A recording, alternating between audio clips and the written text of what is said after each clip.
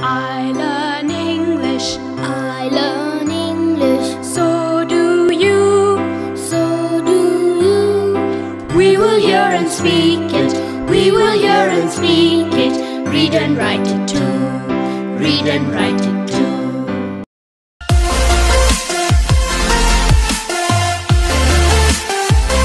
मैत्रिणींनो, आज आपला सरावाचा दिवस. आधी शिकलेले काही इंग्रजी शब्द आणि वाक्य तुम्हाला या भागात पुन्हा ऐकायला मिळतील. आम्ही अगदी हळू बोलू तेव्हा लक्ष देऊन ऐका हं. टीचर ही वाक्य वहीत लिहून घ्याल ना, म्हणजे पुढच्या भागात सराव करणं सोपं जाईल. Eat, eating. म्हणजे खाणे. Drink, drinking. म्हणजे पिणे. Cook, cooking. म्हणजे स्वयंपाक करणे. Clap, clapping. म्हणजे टाळ्या वाजवणे. Sing, singing. म्हणजे गाणे. Dance, dancing. म्हणजे नाचणे.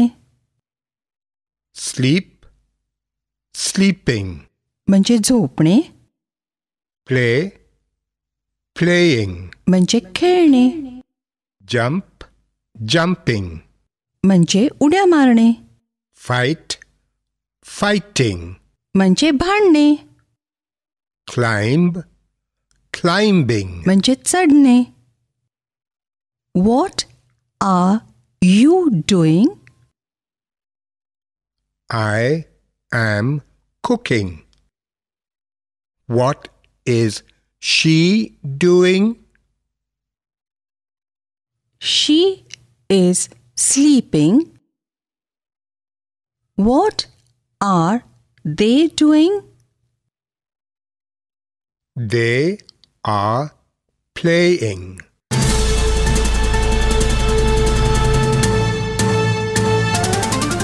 मित्रमैत्रिणींनो, आता तुमची पाळी. शाळेत किंवा घरी जिथे असाल तिथे माझ्या सूचनांप्रमाणे बोलायचं हं. लाजायचं नाही बरं का. असं बोलून बोलूनच तुमचं इंग्रजी सुधारणार आहे.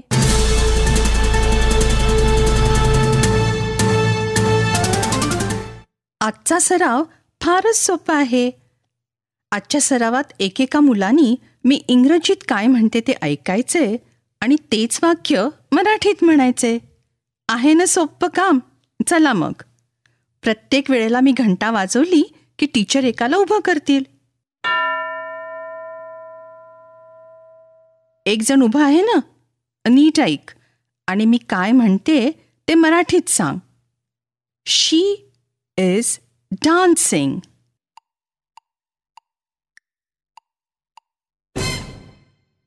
ती नाचत आहे. बरोबर म्हणलं का? असंच पुढच्या मुलांनी माझं इंग्रजी वाक्य मराठीत म्हणायचे. He is singing. म्हण मराठीत.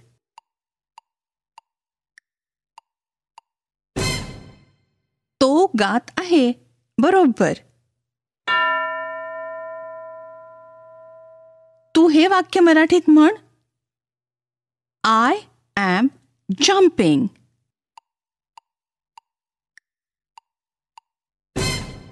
मी उड्या मारत आहे. बरोबर. आता पुढचं मूल. तू हे वाक्य मराठीत म्हण. They are playing. ते खेळत आहेत. गुड. पुढचं मूल तयार. हे वाक्य मराठीत म्हण. The monkeys are fighting.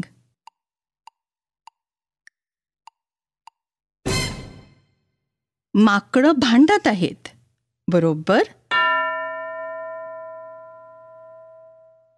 दुसरं मूल तयार. मी काय म्हणते ते ऐक आणि तेच मराठीत म्हण. I am cooking.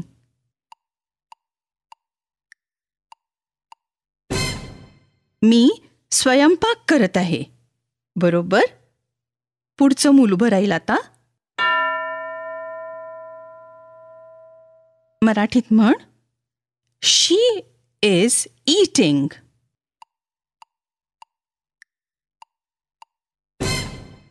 ती खात आहे. बरोबर. आता तू मराठीत म्हण, ही इज ड्रिंकिंग. तो पीत आहे. शाबास. आता कोण बोलणार? तू मराठीत म्हण, दिनू इज क्लॅपिंग.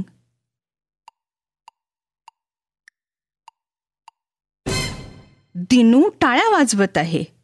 बरोबर सांगितलंस. आता तू हे वाक्य मराठीत म्हण, आशा इज क्लाइम्बिंग अ ट्री.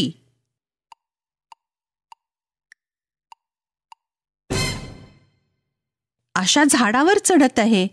बरोबर. बरं, आता दुसऱ्या प्रकारचा सराव करूया. मी काही प्रश्न इंग्रजीत विचारीन. त्या प्रश्नाचं उत्तर नकोय मला. फक्त मी काय विचारलं आहे तोच प्रश्न मराठीत मला सांगा. एक जण तयार? मी जे विचारीन ते मराठीत सांग. म्हणजे हाच प्रश्न मराठीत विचार. What are you doing?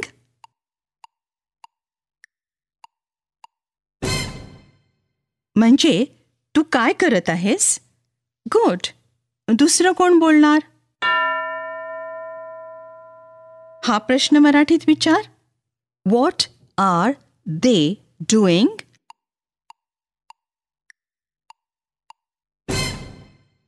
ते काय करत आहेत? गुड. दुसरं कोणीतरी तयार आहे? हा प्रश्न मराठीत विचार. What is she doing?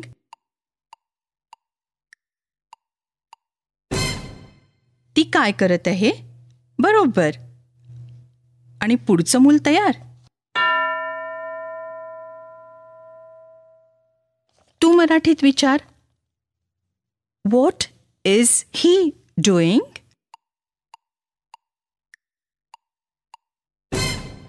तो काय करत आहे? बरोबर. आता पाठ झाल्यावर टीचर सराव घेतील. पण आजचा पाठ अजून संपला नाही हं.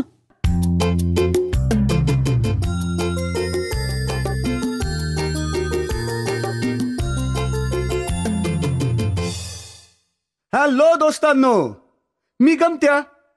आता तुम्ही काही गंमत ऐकणार आहात.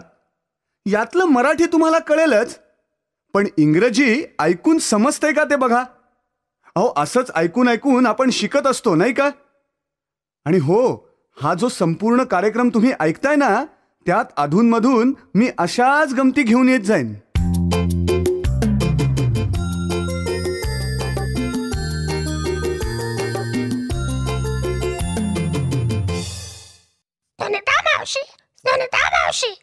काय?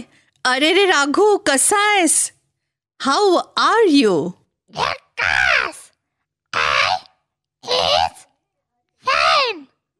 अरे रे अगदी चुकीचं बोलतोयस. मग आय आर फाईन. हे वाक्यही चुकीचंच. मग आय हॅव फाईन. नाही. नाही. मग I am fine. I am fine. Thank you. तुझ्या नेहमीच्या सारख्या चुका चालू आहेत वाटतं. नाही. आता मी एक पुस्तक आणलंय.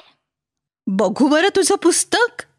Yes yes, this is my book. पहिलंच वाक्य चुकीचं. अरे चूक करा दुरुस्त. नीट ऐक. धिस इज माय बुक असं म्हण. म्हणजे हे माझं पुस्तक आहे. एकच पुस्तक आहे ना. मग असं म्हणायचं, दिस इज माय बुक. तुम्ही सर्वजण माझ्या मागे पुन्हा म्हणा, दिस इज माय बुक.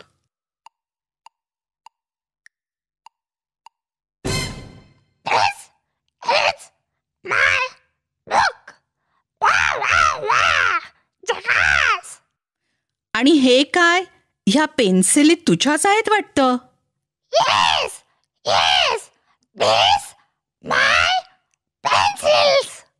नाही रे, 2-3 पेन्सिली आहेत ना. मग असं म्हणायचं, दीज आर माय पेन्सिल्स. तुम्हीही माझ्या मागे म्हणा बघू, these are my pencils.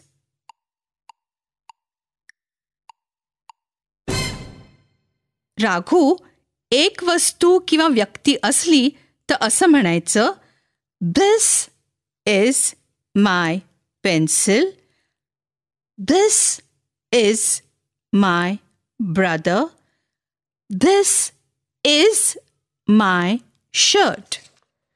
This is my pencil. This is my brother. This is my shirt. आणि अनेक वस्तू किंवा व्यक्ती असल्या तर म्हणायचं, these are my pencils, these are my shirts, these are my brothers. These